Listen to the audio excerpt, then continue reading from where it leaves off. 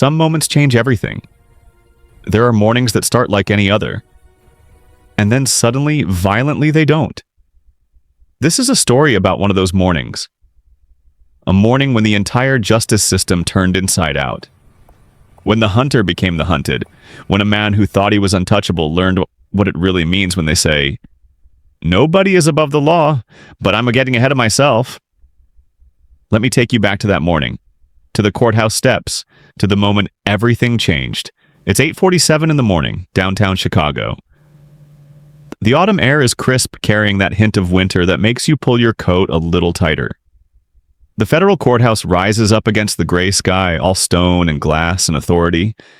And walking toward it, briefcase in hand, dressed in simple civilian clothes, is Judge Rebecca Morrison. Now, Rebecca Morrison isn't just any judge. She's been on the federal bench for 23 years. 23 years of presiding over cases, delivering verdicts, protecting constitutional rights. But this morning, she's not wearing her black robes. She's just walking to work, like she's done 1,000 times before. She doesn't know it yet, but her life is about to change forever. Because waiting at the top of those courthouse steps is Officer Daniel Shaw. Officer Shaw, 15 years on the force. A man with a badge, a gun, and something far more dangerous. Absolute certainty that he's always right. That he can always tell who belongs and who doesn't. Who's innocent and who's guilty. Just by looking at them. And when he looks at Rebecca Morrison walking up those steps, he doesn't see a federal judge. He sees exactly what he's been trained by his own prejudice to see. Another one trying to sneak in, Shaw mutters to his partner, Officer Martinez, standing beside him. They both chuckle. They've done this dance before. Dozens of times, maybe hundreds. Rebecca reaches the top step. She's thinking about the morning's docket. The Peterson case needs attention. Maybe she'll grab coffee from that little cart on the 3rd floor before... Hold it right there. Shaw's voice cuts through her thoughts like a blade. She looks up, startled. He's blocking her path, his body language aggressive, territorial. "Can I help you?" Rebecca asks, her tone professional but cautious. There's something in his eyes that makes her stomach tighten. "Where do you think you're going?" Shaw demands. "I'm going to work," Rebecca says calmly, reaching into her jacket pocket for her identification. She doesn't get to finish. Shaw's hand shoots out. The slap connects with her face so hard her head snaps to the side. The sound echoes off the courthouse walls like a gunshot. Her briefcase flies from her grip. Papers scatter everywhere. Legal documents, case files, judicial memoranda, fluttering down the steps like wounded birds. Rebecca's hand goes to her cheek, shock flooding her system. But there's no time to process what just happened because Shaw is grabbing her by the throat now, his fingers digging into her windpipe, slamming her back against the cold stone wall of the courthouse. "Filthy animals like you," Shaw hisses, his face inches from hers, "belong in cages, not courthouses." The words are venom, pure, undiluted hatred. Rebecca can't breathe, can't speak. The world is narrowing to pinpoints of light as his grip tightens. She's trying to understand what's happening, why this is happening, but her brain can't make sense of it. This is her courthouse. These are her steps. She's walked up them every working day for 23 years. And now she's being strangled against her own building by a police officer who doesn't even know her name. Shaw wrenches her arms behind her back. Metal handcuffs bite into her wrists, cold and unforgiving. He's rough about it, deliberately cruel, twisting her shoulders until she gasps in pain. "Please," Rebecca manages to choke out. "My identification?" "Shut up," Shaw snarls. "I don't want to hear another word from you." And here's where it gets worse. Because Martinez and 2 other officers, Rodriguez and Thompson, are standing right there, watching. And instead of stopping Shaw, instead of questioning what's happening, instead of doing their jobs, they're laughing. They're pulling out their phones. They're recording this like it's entertainment. Man, Shaw's really going off today. Thompson says, his voice carrying that casual tone you'd use to comment on a sports game. Think she's actually somebody important like she keeps saying? Rodriguez asks, grinning. Nah, man, look at her. Shaw knows what he's doing. Probably just another one looking for a payday. More laughter. Rebecca looks up at the bronze nameplate above the courthouse entrance. She can see it from where Shaw has her pinned. The letters are clear, precise, official. 20 feet away. That's all. 20 feet from her own courtroom, and she's being brutalized by the very system she's sworn to protect. Have you ever experienced something so surreal, so impossibly wrong, that your brain just stops? That's where Rebecca is right now. As Shaw drags her down the steps, as officers laugh and record, as morning commuters pass by averting their eyes because nobody wants to get involved. She's thinking, this can't be real. This can't actually be happening. But it is. Oh, it absolutely is. And Shaw? Shaw's feeling pretty good about himself right now. He's done this before. He knows how this plays out. He'll take her inside, file his report, spin his story. The system will believe him because the system always believes cops, especially when the suspect looks like her. He has no idea, absolutely no idea what he's just done. No idea who he's just assaulted. No idea that in a few hours, his entire world is going to come crashing down around him. Because sometimes, just sometimes, the person you think is powerless holds all the power in the world. Inside the courthouse, everything is proceeding according to Shaw's script. And Officer Daniel Shaw, he's been through this particular performance many, many times. He knows his lines by heart. He knows exactly how to stand, how to modulate his voice, how to project that perfect combination of authority and concern that makes judges nod approvingly. Today's presiding judge is Judge Harrison, a temporary substitute filling in for someone. Harrison is older, white, thin, the kind of judge who trusts uniforms instinctively, who believes that badges equal truth. Perfect. Shaw straightens his uniform, clears his throat, and begins. Your Honor, he says, his voice steady and practiced. I was conducting routine security protocols when I encountered a suspicious individual attempting to breach courthouse security. He gestures toward Rebecca, now sitting in handcuffs at the defendant's table. A purple bruise is already blooming across her left cheek where he struck her. Her professional clothes are disheveled. She looks, to anyone not paying close attention, exactly like what Shaw wants her to look like. A criminal. The defendant was acting erratically, Shaw continues, warming to his story. Refusing to provide identification, becoming increasingly agitated when asked to comply with standard security procedures. Judge Harrison leans forward, already invested in Shaw's narrative. And what exactly did you observe, Officer Shaw? Shaw's eyes gleam. This is the part he's good at. The embellishment. The details that make fiction sound like truth. Well, sir, she was dressed inappropriately for court proceedings, carrying what appeared to be stolen legal documents. He pauses for effect. When I approached to investigate, she became verbally aggressive, using profanity, making threats. From her seat, Rebecca's jaw tightens, but she stays silent, watching, listening, taking mental notes of every single lie. She kept screaming about being someone important, Shaw continues, letting disdain drip from his voice. These people always claim to be lawyers, judges, senators, anything to avoid accountability. I've seen this playbook before, Your Honor. Judge Harrison nods knowingly. Yes, he's heard about this. The professional victims. The people who cry discrimination to avoid consequences. Did she attempt to flee or resist arrest? Harrison asks. Absolutely. Shaw lies smoothly. The defendant became physically combative when I attempted to place her in protective custody. I was forced to use the minimum necessary force to ensure public safety. Minimum necessary force. That's what he's calling the assault. The choking, the violence, the hatred. In the back row, a young law clerk named Sarah Chen frowns. Something about this doesn't feel right. Something about the woman in handcuffs seems familiar, but she can't quite place it. "Officer Martinez," the prosecutor calls next, "can you corroborate Officer Shaw's testimony?" Martinez stands, his uniform perfectly pressed. "Yes, ma'am. I witnessed the entire incident. The defendant was clearly attempting to circumvent security protocols. Officer Shaw handled the situation with remarkable professionalism." Remarkable professionalism.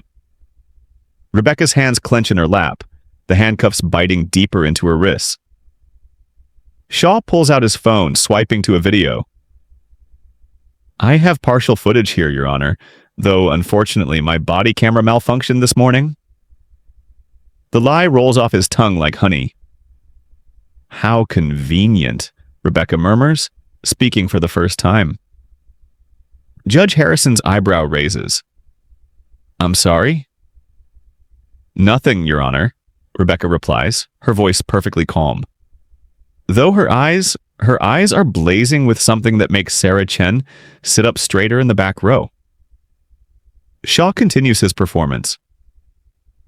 "What we're seeing here is a classic case of someone playing the victim card after being caught breaking the law.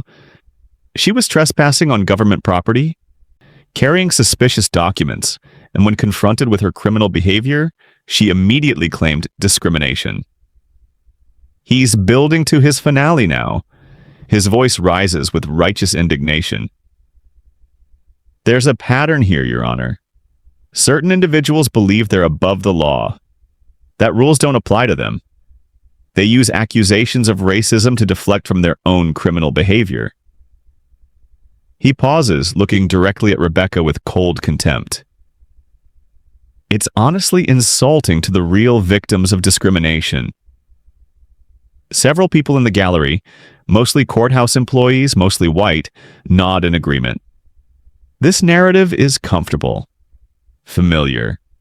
It confirms what they already believe. Officer Thompson steps forward to add his voice. "If I may add, Your Honor, the defendant was carrying what appeared to be confidential legal documents.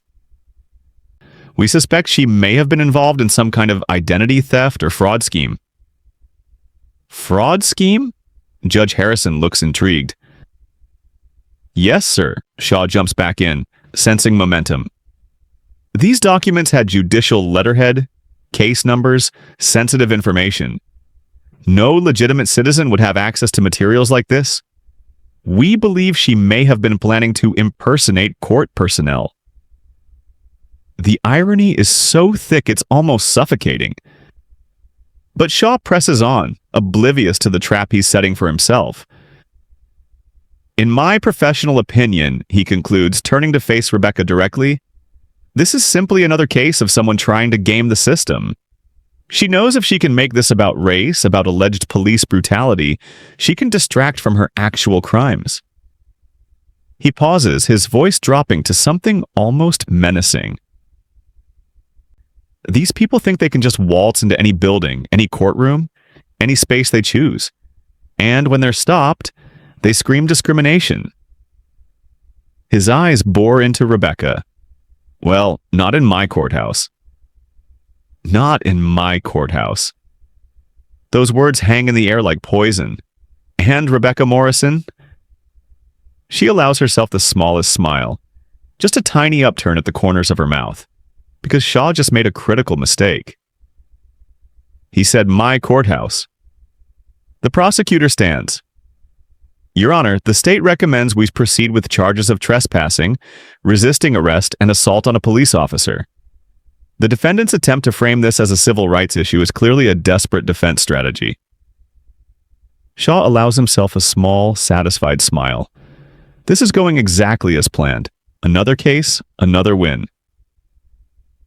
Another reminder that he knows who belongs where. Furthermore, Shaw adds, emboldened by the supportive atmosphere, "I want to emphasize that I showed remarkable restraint. The defendant was clearly unstable, possibly under the influence of narcotics. A lesser officer might have used much more significant force." Judge Harrison nods gravely.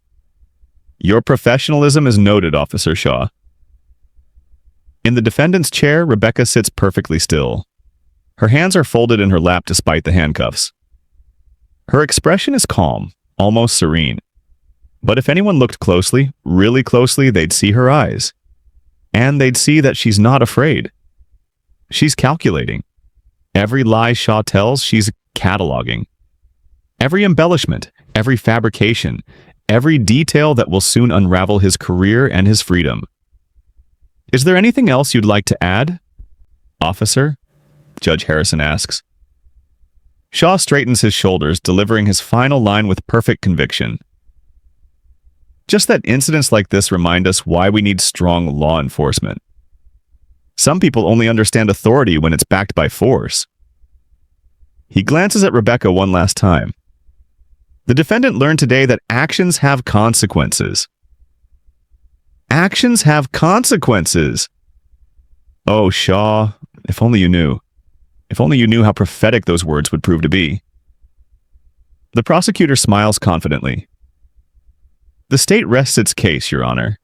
The evidence clearly shows a pattern of criminal behavior and resistance to lawful authority.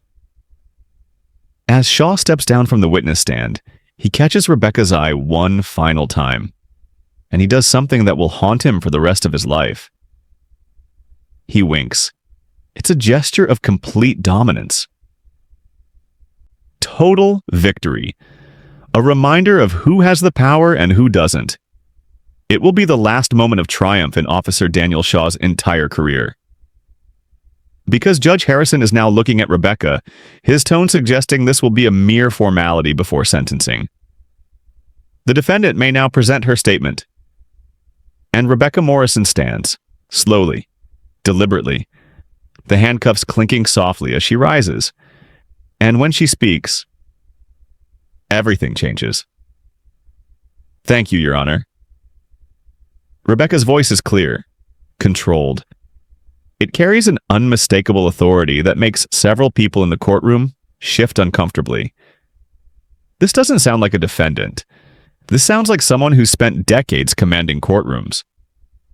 I appreciate the opportunity to address these allegations, Rebecca continues, her eyes sweeping the room methodically. First, I'd like to clarify several factual inaccuracies in Officer Shaw's testimony. Judge Harrison blinks. Something about her tone is unexpected. According to his statement, I was trespassing on government property. However, I was walking on a public sidewalk, approaching the main entrance of this courthouse at approximately 8:47 a.m. She turns slightly, addressing Harrison directly. Your Honor, I'm sure you're familiar with the Supreme Court ruling in Hague versus Committee for Industrial Organization, which clearly establishes that public sidewalks adjacent to government buildings are traditional public forums where citizens have a constitutional right to be present. The stenographer's fingers pause mid-stroke. The prosecutor frowns. This isn't the rambling emotional outburst they expected. Furthermore, Rebecca continues, her voice taking on the measured cadence of someone who's delivered thousands of legal arguments. Officer Shaw testified that I was carrying suspicious documents and suggested I was involved in identity theft. I'd like to examine that claim more closely. She gestures toward the evidence table where her scattered papers have been collected. Those documents are indeed authentic legal materials. Specifically, they include pending case files, judicial memoranda, and administrative correspondence. She pauses, letting that sink in. All of which I have legitimate access to in my professional capacity. Professional capacity? Judge Harrison interrupts. And what exactly is your profession, Miss? Rebecca pauses. A slight smile plays at the corners of her mouth. Morrison. Dr. Morrison. And I think we'll get to my professional background shortly, Your Honor. Shaw feels something cold slide down his spine. Something is very wrong with this picture. Your Honor, if I may continue, Rebecca says, and now there's steel in her voice. Officer Shaw also testified that I became verbally aggressive and used profanity. I'd like to address that claim by noting that any statements I made were in direct response to being physically assaulted without provocation, warning, or legal justification. She pauses, her eyes landing on each person who supported Shaw's lies. Now, regarding the officer's claim that his body camera malfunctioned, her voice drops to something colder. Your Honor, I'm sure you're aware that this courthouse has extensive security camera coverage, including high-definition cameras positioned at 15-foot intervals along the main approach. The color drains from Shaw's face. He'd forgotten about the courthouse security cameras. How could he have forgotten? Additionally, Rebecca continues, the county maintains automatic backup systems for all officer body camera footage, regardless of claimed equipment malfunctions. These backups upload to cloud storage every 60 seconds. Judge Harrison leans forward, suddenly very attentive. I would like to formally request, Rebecca says, her voice ringing with authority, that this court issue a preservation order for all electronic surveillance data from this morning between 8:45 and 9:15 a.m., including but not limited to courthouse security footage, body camera backup files, and any mobile phone recordings that may have been made by officers present at the scene. The prosecutor stands abruptly. Objection, Your Honor. The defendant cannot simply make evidentiary demands without proper legal representation. Rebecca turns to face the prosecutor. The look she gives makes the woman take an involuntary step backward.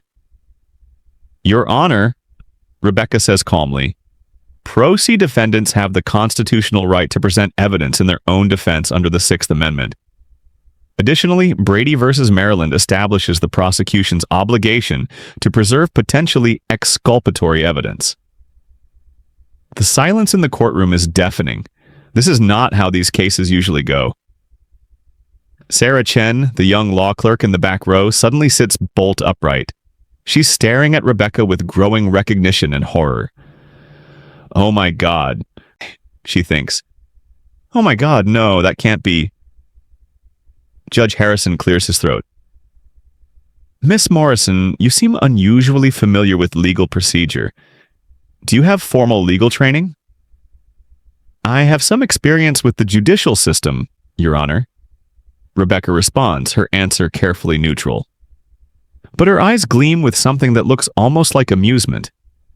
She walks, as much as the handcuffs allow, to the evidence table and points to a specific document among the scattered papers. Your Honor, I'd also like to address Officer Shaw's characterization of my presence here as suspicious or unauthorized. She points to the document.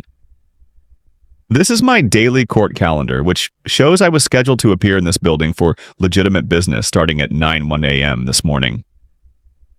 The bailiff, a large man named Henderson, who's worked in this courthouse for 12 years, suddenly goes very still. He's staring at Rebecca. Really staring. And recognition is dawning on his face like a terrible sunrise. Officer Shaw testified that I claim to be someone important, Rebecca continues. I'd like to clarify that I never made any such claim during our encounter. However, I did attempt to show him my identification, which he refused to examine before initiating his assault. She pauses, surveying the courtroom with the calm authority of someone who's done this thousands of times before. Your Honor, I have in my possession, despite Officer Shaw's violent interference, documentation that will conclusively establish both my identity and my legitimate reason for being at this courthouse this morning. Judge Harrison is beginning to look distinctly uncomfortable. What kind of documentation? Rebecca reaches carefully into her jacket pocket, moving slowly and deliberately. My judicial parking pass issued by this courthouse's administrative office. Shaw's mouth goes dry. My building access card, programmed with my judicial chamber's entry code. The prosecutor has gone pale. And my official identification. Rebecca holds up a leather credential wallet. Even from across the room, the gold judicial seal is unmistakable. Bailiff Henderson suddenly stands up. His face has gone completely white. Your Honor, Rebecca says quietly. And now her voice carries the unmistakable tone of someone who's used to giving orders in courtrooms, not taking them. I believe there's been a significant misunderstanding about who exactly Officer Shaw assaulted this morning. She opens the credential wallet fully. Inside, clear as day, is her federal judicial identification. The courtroom erupts in chaos. Court will recess, Judge Harrison says, his voice hoarse. 15 minutes, now! As the gavel falls, Officer Daniel Shaw feels his entire world beginning to collapse around him. Whatever game he thought he was playing, he just realized he never understood the rules at all. 15 minutes can feel like forever when your entire life is unraveling. In a small holding room adjacent to the courtroom, Rebecca sits calmly while Bailiff Henderson fumbles with his keys. His hands are shaking so badly he can barely get the handcuffs unlocked. "Judge Morrison," he whispers, horror thick in his voice. "Jesus Christ, Judge Morrison, I am so sorry. I didn't recognize you in civilian clothes, and when they brought you in like that, It's all right, Henderson," Rebecca says softly. "You weren't part of this, but I need you to do something for me." "Anything, Your Honor. Anything at all." "Go to my chambers, quietly, and bring me my judicial robes, the black ones with the gold trim." Henderson nods vigorously. "And Henderson?"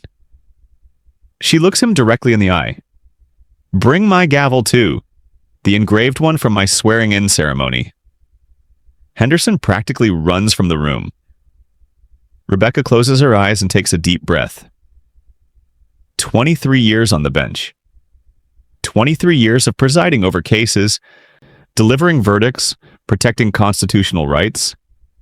And this morning, in the span of 15 minutes, she'd been transformed from Judge Rebecca Morrison, respected jurist, into a victim, a defendant, a woman in handcuffs facing trumped-up charges. But now it's time to reclaim what's hers. Her phone buzzes with missed calls and increasingly frantic messages from her clerk.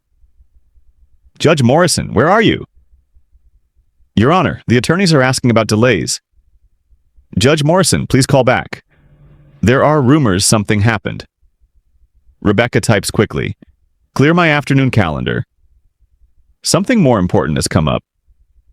She scrolls through her contacts and finds the number she needs. Chief Judge Margaret Carter, the administrative head of the entire judicial district. "Margaret, it's Rebecca." "Rebecca, thank God. We heard there was some kind of incident. Are you all right?" "I've been better, Margaret, but I need you to do something for me. Right now, without asking questions." "Of course, whatever you need." "Contact courthouse security immediately. Tell them to preserve and copy all surveillance footage from this morning, between 8:45 and 9:15 a.m. All cameras, all angles. And, Margaret, make sure there are multiple copies stored in different locations." There's a pause on the other end. "Rebecca, what exactly happened this morning?" Rebecca's voice is steady, but there's an edge to it that Chief Judge Carter has never heard before. "A police officer named Shaw just spent an hour testifying under oath about how he heroically subdued a dangerous criminal who was trespassing on courthouse property." Another pause. "And the dangerous criminal was you." "On my way to work. He didn't just arrest me, Margaret, he assaulted me. In front of this courthouse. Called me a filthy animal. Told me I belonged in a cage. Choked me against the wall. And then he lied about every single second of it under oath." The silence on the other end stretches for nearly 30 seconds. "Jesus Christ, Rebecca. What do you need? Should I call the FBI? The Attorney General's office?" "Not yet. Right now, I need those surveillance recordings secured, and I need you to make some calls. I want every case Officer Shaw has testified in over the past 5 years pulled and reviewed, every single one. Consider it done, but Rebecca, you can't handle this case yourself. There's a conflict of interest." Rebecca's voice drops to something cold and final. Margaret, in about 10 minutes, I'm going to walk back into that courtroom wearing my judicial robes. Officer Shaw is going to learn exactly who he assaulted this morning. And, more importantly, who has the power to ensure he faces the consequences of his actions. Henderson returns, carrying a garment bag and a small wooden box. Your robes, Your Honor, and your gavel. Rebecca stands and unzips the garment bag, revealing the flowing black judicial robes that have been her armor for over 2 decades. As she slips them on, she feels the transformation. The fabric settles on her shoulders like a mantle of authority. Each fold a reminder of the power she wields, the oaths she's taken, the justice she's sworn to protect. She opens the wooden box and lifts out her ceremonial gavel. Its weight is familiar and comforting in her hand. Engraved on its handle, "Justice is blind, but she sees all." Henderson, she says, adjusting her robes, when we return to that courtroom, I want you to announce me properly. Yes, Your Honor. How would you like to be announced? Rebecca Morrison straightens to her full height, every inch the federal judge she's been for 23 years. The Honorable Judge Rebecca Morrison presiding. She looks at herself in the small mirror on the wall. The bruise on her cheek is still visible, purple and angry. But now it serves a different purpose. It's not just evidence of Shaw's brutality. It's a symbol of how far the system has fallen, and how completely it's about to be restored. When court resumes, Rebecca says quietly, Officer Shaw will learn what justice really means. All rise.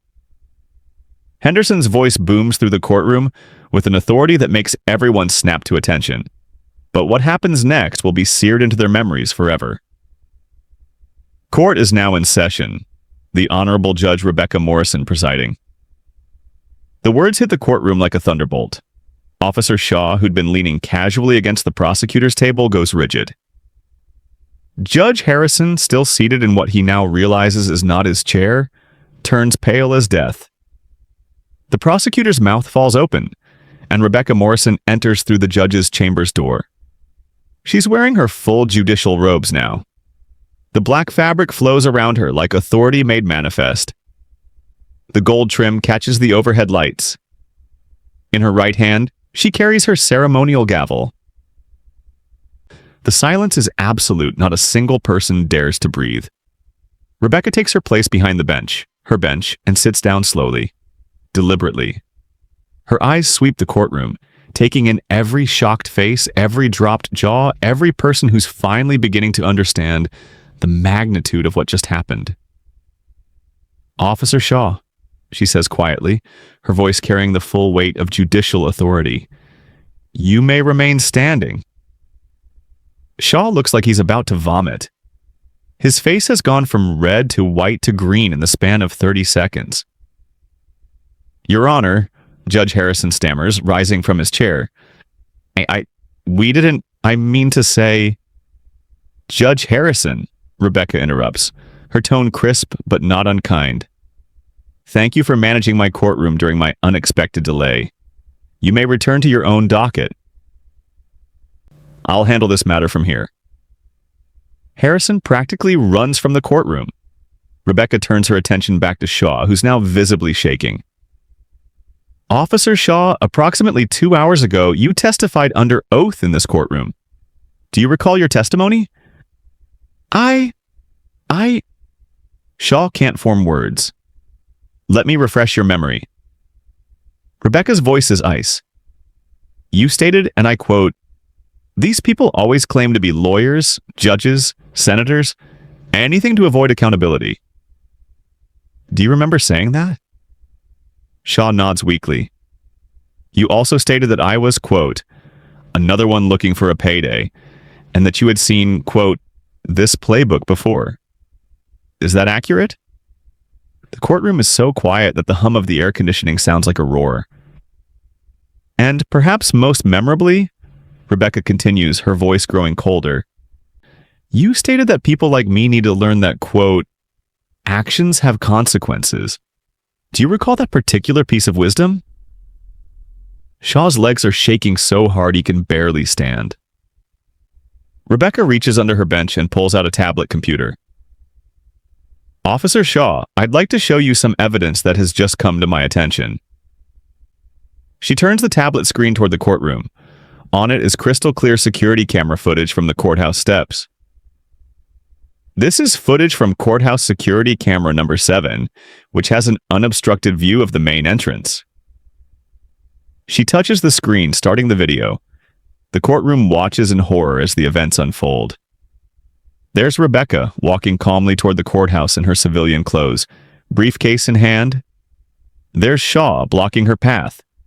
And then his voice, clear as day through the tablet speakers. Another one trying to sneak in. Several people gasp audibly. The video continues. Shaw's unprovoked assault plays out in vivid detail. The slap that snaps Rebecca's head sideways. The brutal grab to her throat. The handcuffs. But the most damning moment is yet to come. "Filthy animals like you belong in cages, not courthouses." Shaw's own words, spoken with such venom, such hatred, they echo through his courtroom like an indictment. "Officer Shaw," Rebecca says, pausing the video, "do you see any verbal aggression from the defendant in this footage? Any profanity? Any threats?" Shaw remains silent. "Now," Rebecca continues, "let's examine your claim that your body camera malfunctioned." She swipes to a new video file. "This is backup footage from your own body camera, automatically uploaded to the county's cloud storage system every 60 seconds, a system you apparently forgot existed." The new video begins playing, and it's even worse. "Look at this one, thinking she can just walk into my courthouse. These people need to learn their place. Time to teach another lesson." Shaw's voice, his words, his hatred, all captured in crystal clear digital quality. The prosecutor is frantically gathering her papers, trying to distance herself from the catastrophe unfolding before her. "Officer Martinez, Officer Thompson," Rebecca calls out. "You both testified under oath that Officer Shaw handled the situation with remarkable professionalism. Would you like to revise those statements?" Both officers are already edging toward the exit. "And here," Rebecca says, advancing the video, "we can see the moment when Officer Shaw committed felony assault against a federal judge." She lets those words hang in the air. Federal judge. Shaw's knees buckle. He grabs onto the prosecutor's table to keep from falling. "But wait," Rebecca says, her voice taking on an almost conversational tone. "There's more." She pulls up another file. This is audio from Officer Thompson's body camera, which was apparently functioning perfectly this morning. A new voice fills the courtroom. Thompson's voice speaking to Martinez while Shaw was assaulting Rebecca. "Dude's really going off on this one. Think she's actually somebody important like she keeps saying?" Martinez's response, "Nah, man, look at her. Shaw knows what he's doing. Probably just another one looking for a handout." Laughter from the officers. Laughter while they watch their colleague brutalize a federal judge. The few remaining spectators in the gallery are staring at Shaw with undisguised revulsion. "Officer Shaw," Rebecca says, setting down her tablet. "You asked me earlier if I had any employment verification." She pauses. "Well, I do."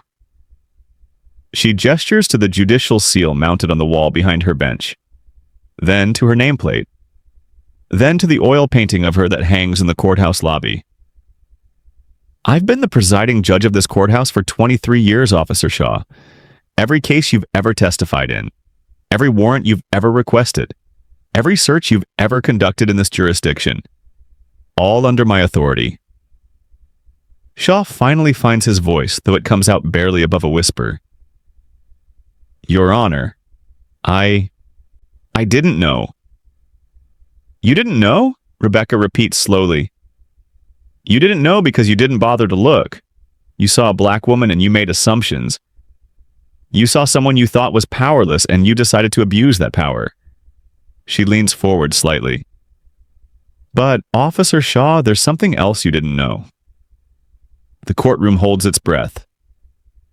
For the past 6 months, I've been conducting an investigation into patterns of misconduct and racial bias in this police department, working directly with the FBI's Civil Rights Division. Shaw's face goes completely white. This morning's incident wasn't random, Officer Shaw. You've been under investigation, and you just provided us with the most perfect evidence we could have hoped for. Rebecca lifts her gavel. Officer Shaw, you said actions have consequences. You were right about that. The gavel hovers in the air. Court will recess while I consider the appropriate charges. The gavel comes down with a sound like thunder, and Officer Daniel Shaw's world, his career, his reputation, his freedom, shatters into a million irreparable pieces. When court resumes 20 minutes later, the atmosphere has completely transformed. Word has spread throughout the courthouse like wildfire. Lawyers, clerks, bailiffs, court reporters, they've all quietly filed into the gallery, drawn by whispers of the most spectacular courtroom reversal in the building's history. Shaw sits slumped in what is now clearly the defendant's chair. His uniform is wrinkled, his face ashen. His attorney, a nervous public defender named Michael Carter, who's been hastily summoned, keeps shooting worried glances at his client. Judge Rebecca Morrison returns to her bench with the same measured dignity she's displayed thousands of times before. But now every eye in the room sees her differently. This isn't just any judge. This is the woman who was brutally assaulted by the man now trembling before her bench. Officer Shaw, she begins, her voice carrying the full weight of 23 years of judicial authority. Before we proceed with the serious criminal charges you now face, I believe this court, and everyone present, deserves to understand exactly who you assaulted this morning. She stands, moving around the bench to address the packed courtroom directly. My name is Judge Rebecca Morrison. I have served as the presiding judge of this courthouse for 23 years. I was appointed to this position by Governor Richardson in 2001, and I was confirmed by the state Senate with a unanimous vote. Her voice grows stronger with each word.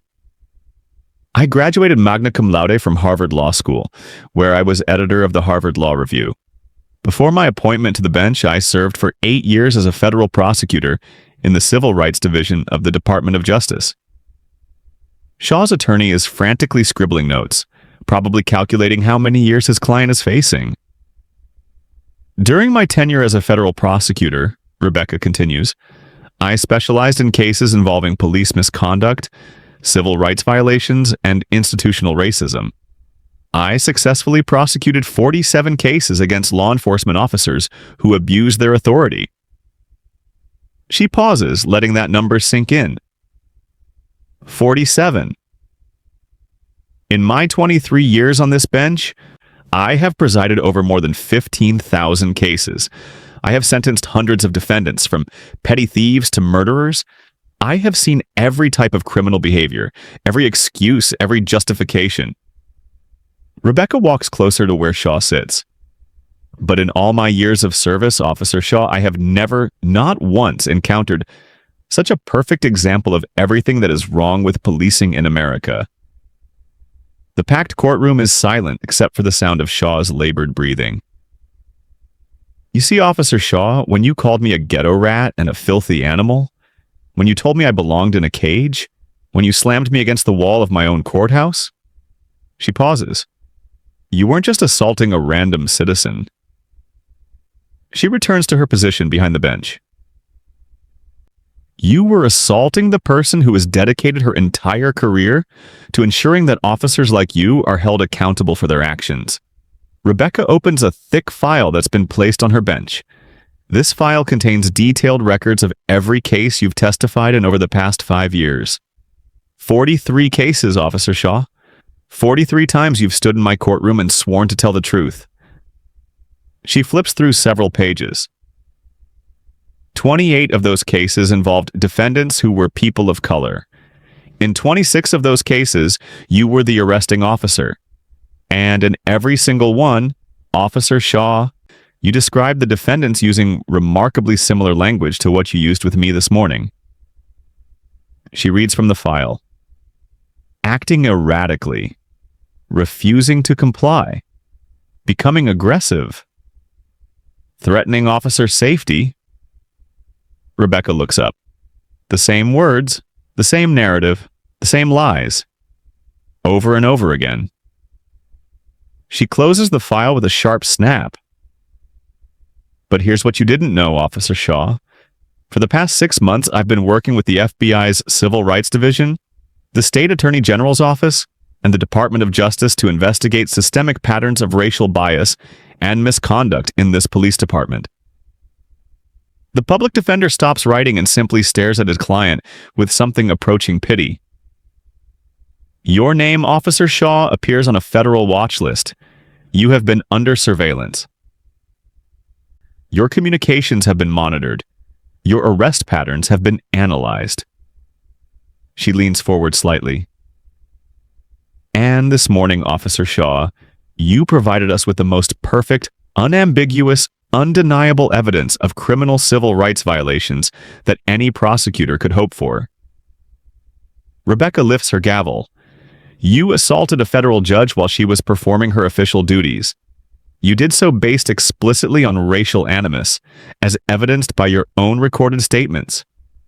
You then committed perjury when you lied under oath about the circumstances of that assault.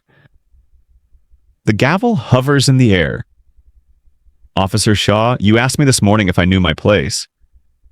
Well, let me tell you exactly what my place is. Her voice fills the courtroom with quiet authority. My place is on this bench, in this courtroom, ensuring that justice is served.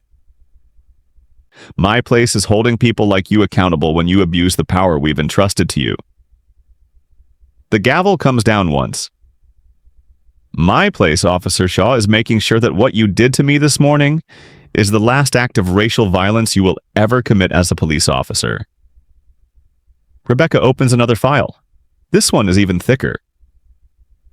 Officer Shaw, she begins, let's examine your distinguished career in law enforcement, shall we? Shaw's attorney leans over to whisper urgently in his client's ear, but Shaw seems paralyzed, unable to respond to anything happening around him. According to records from Internal Affairs, you've been the subject of 47 formal complaints during your 15-year career. 47 complaints. That averages to more than 3 complaints per year. Officer Shaw. She pulls out a document and holds it up. Let's start with complaint number 1, filed in 2009. Mrs. Rosa Delgado, a 63-year-old grandmother, alleged that you used racial slurs during a routine traffic stop and slammed her face into her car hood when she asked for your badge number. The packed courtroom stirs uneasily. Your department's investigation concluded that Mrs. Delgado's allegations were unsubstantiated. Rebecca pauses.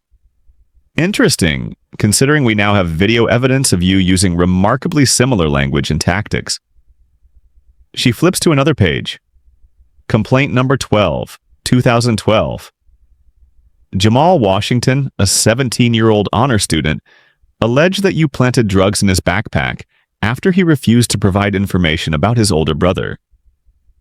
Her voice hardens. Once again, your department found the complaint unsubstantiated. Shaw's breathing becomes more labored with each revelation. Complaint number 23, 2016. Dr. Michael Chen, yes, Dr. Chen, a prominent cardiologist, alleged that you arrested him outside his own home because you didn't believe an Asian man could live in that neighborhood. She looks directly at Shaw. Dr. Chen spent 6 hours in jail before his attorney could secure his release. What was the department's finding on that complaint, Officer Shaw? Shaw can't answer. Unsubstantiated, Rebecca says for him. Are you beginning to see a pattern here? Chief Judge Margaret Carter has quietly entered the courtroom and is now sitting in the front row, her expression grim as she takes notes. But here's what's really interesting, Officer Shaw. I've cross-referenced your complaint record with your arrest statistics, and some fascinating patterns emerge. Rebecca places a large chart on an easel where everyone can see it.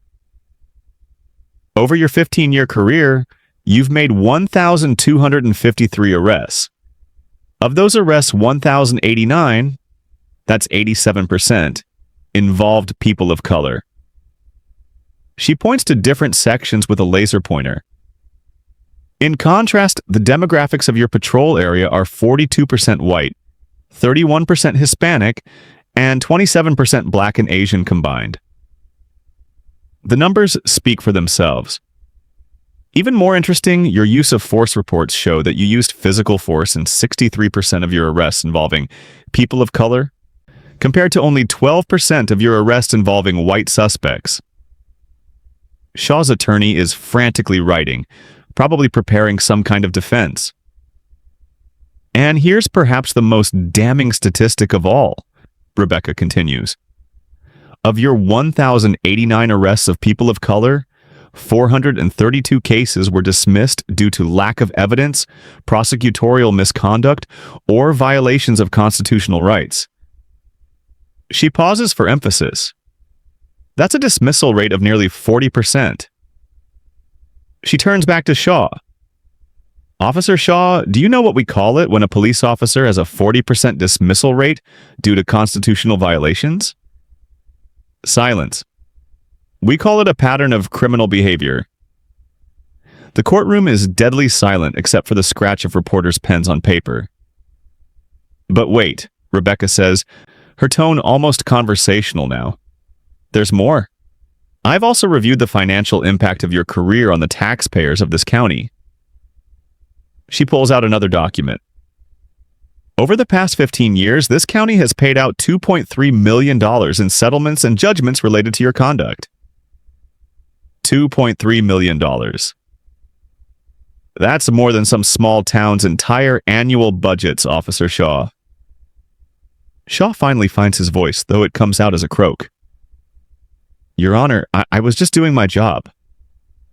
Your job? Rebecca's voice cuts like a blade. Officer Shaw, let me read you the oath you took when you became a police officer. She pulls out an official document and reads aloud. I solemnly swear to support and defend the Constitution of the United States and the state constitution, to bear true faith and allegiance to the same, and to faithfully and impartially discharge the duties of my office according to the best of my ability. So help me God. She sets the document down. Faithfully and impartially, Officer Shaw. Not selectively. Not based on skin color. Not based on your personal prejudices. Rebecca walks around the bench again, addressing the entire courtroom. What we're seeing here isn't the behavior of one rogue officer. This is the inevitable result of a system that protects officers like Shaw, that dismisses complaint after complaint, that pays settlement after settlement, all while allowing the abuse to continue. She turns back to Shaw.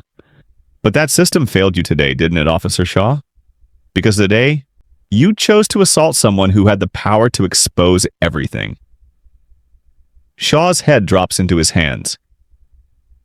Officer Shaw, you spent this morning telling this court that people like me need to learn our place. Well, I think it's time you learned yours. Rebecca returns to her bench and lifts her gavel.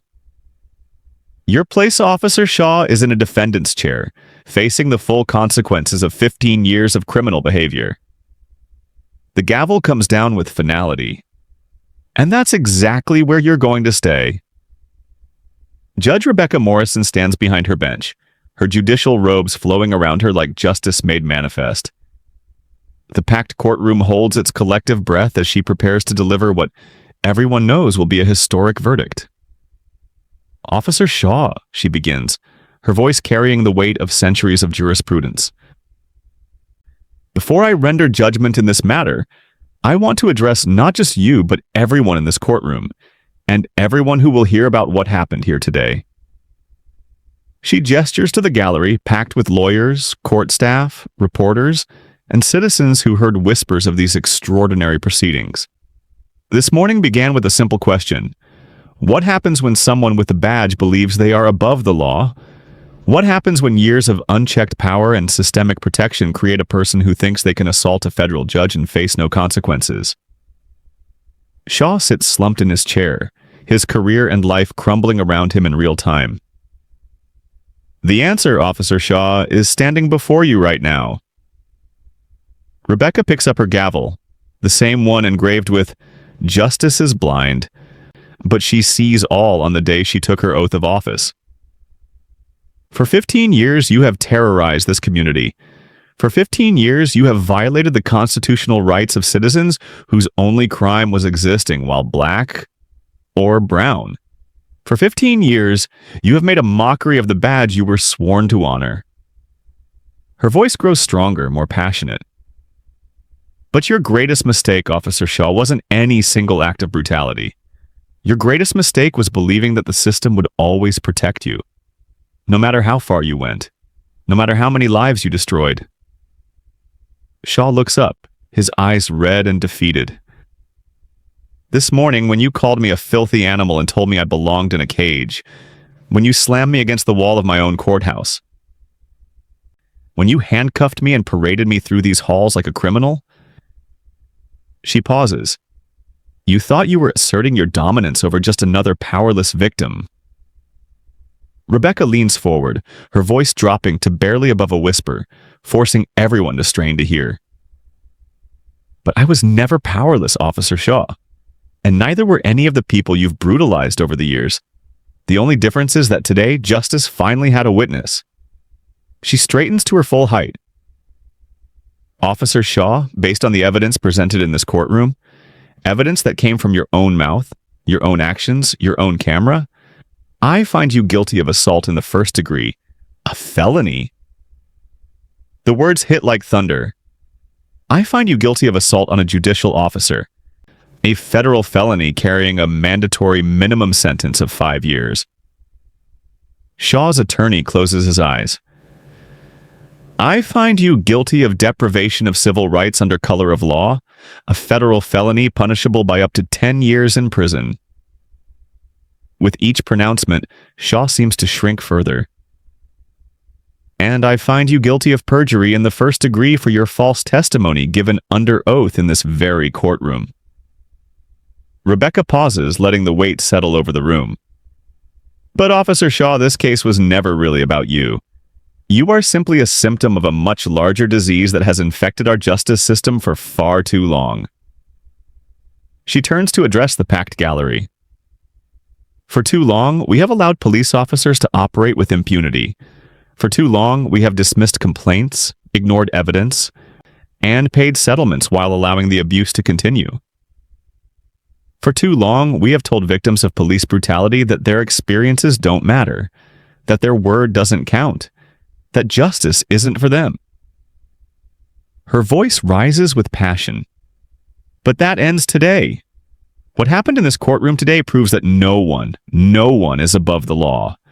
Not police officers, not prosecutors, not judges, not politicians. No one. Shaw suddenly breaks down completely. His body shakes with sobs that echo through the silent courtroom. I'm sorry, he whispers. I'm so sorry. I didn't know. I never meant... Officer Shaw, Rebecca interrupts, her voice not unkind but firm. Your apology is 15 years and 47 complaints too late. Your remorse is only appearing now because you finally got caught by someone with the power to hold you accountable. She lifts her gavel high. But here's what I want you to understand. In your final moments as a free man, every person you brutalized over the years deserved the same justice I'm delivering today. Every grandmother you called a slur. Every teenager you arrested without cause. Every doctor you humiliated, they all deserve to see you held accountable. The gavel hovers in the air. Today, I'm not just delivering justice for myself. I'm delivering justice for every person whose complaints were dismissed as unsubstantiated. I'm delivering justice for every family who had to watch their loved one get brutalized while the system looked the other way. Her voice fills every corner of the courtroom. "Officer Shaw, you told me this morning to know my place. Well, let me tell you what my place is. My place is ensuring that bullies like you can never again hide behind a badge while destroying innocent lives." The gavel comes down with a sound like the crack of thunder. "Officer Shaw, you are hereby sentenced to the maximum penalty allowed by law. You will serve 25 years in federal prison without the possibility of parole." Shaw collapses completely, his sobs now uncontrollable. "Furthermore," Rebecca continues, "I am ordering a federal investigation into every case you have touched, every arrest you have made, and every complaint that has been filed against you. The victims you have silenced for 15 years will finally have their day in court." She sets down her gavel and looks out over the packed courtroom. "Let this be a message to every police officer, every prosecutor, every official who thinks they can abuse their power without consequences. Justice may be blind, but she sees everything, and eventually she comes for everyone." The courtroom erupts in applause that lasts for 5 full minutes. Justice has finally been served. 6 months later, the ripple effects of that historic morning continue to transform the entire justice system. Officer Daniel Shaw is serving his 25-year sentence in federal prison, where his fellow inmates learned about his crimes through news coverage. His badge, his pension, his freedom, all gone. The man who once terrorized an entire community now spends his days in protective custody, finally understanding what it feels like to be powerless. But Shaw's downfall was just the beginning. The federal investigation Judge Morrison ordered uncovered a web of corruption that reached deep into the police department's command structure. 12 officers were terminated. 4 supervisors were criminally charged. The entire department was placed under federal oversight. Chief Judge Margaret Carter established new protocols requiring automatic federal review of any case involving allegations of police misconduct against judicial personnel. Body cameras became mandatory for all officers with backup systems that could never malfunction away. Most importantly, the 432 cases Shaw had tainted were reopened. Dozens of wrongfully convicted defendants were released from prison. Hundreds more had their charges dropped or sentences reduced. The county paid out an additional $8.7 million in compensation to Shaw's victims, money that came directly from the police department's budget. Judge Morrison herself became a national symbol of judicial integrity and courage. She was invited to speak at law schools across the country, sharing the story of how one moment of violence revealed decades of systematic abuse. Her message was always the same. Justice delayed is justice denied, but justice delivered is justice for all. The courthouse where it all happened was renamed the Justice Morrison Federal Courthouse in her honor. A bronze plaque near the entrance commemorates the morning that changed everything with a simple inscription. Here, justice finally found its voice. But perhaps the most powerful change was in the community itself. Citizens who had spent years afraid to report police misconduct began coming forward. Community oversight boards were established. Police training programs were completely overhauled, with Judge Morrison personally designing curricula on constitutional rights and unconscious bias. Sarah Chen, the young law clerk who witnessed the proceedings that day, inspired by Judge Morrison's courage, decided to specialize in civil rights law. She now works for the ACLU, fighting similar battles in courtrooms across the nation. Martinez and Thompson, the officers who supported Shaw's lies, were terminated and faced federal charges for conspiracy and obstruction of justice. Their recorded laughter while watching a federal judge being brutalized became evidence in a case study taught at police academies nationwide as an example of institutional corruption. The video of Judge Morrison delivering her verdict became the most watched courtroom footage in internet history, viewed more than 50 million times. Comments poured in from around the world, from people who had experienced similar injustices but never seen accountability delivered so completely, so publicly, so perfectly. Today, Officer Shaw sits in his prison cell, probably thinking about the moment he chose to assault a woman because he thought she was powerless. He thought he knew his place in the world. He thought he knew hers. He was wrong about both. Because sometimes justice doesn't just wear a blindfold. Sometimes justice wears judicial robes. Sometimes justice carries a gavel. And sometimes, when the moment is right, justice hits back. This story isn't just about one judge and one officer. It's about every person who's ever been judged by their appearance instead of their character. Every person who's been told they don't belong.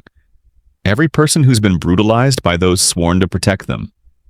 It's about the power of standing up, the courage to speak truth, the strength to hold the powerful accountable, because the system only works when everyone is held to the same standard.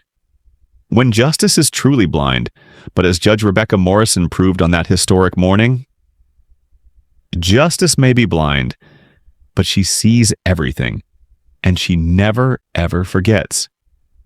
Share this story if you believe everyone deserves justice, regardless of who they are or what they look like. Hit that like button if you want to see more stories of courage triumphing over corruption, and subscribe because justice stories like this happen every day and everyone deserves to see them.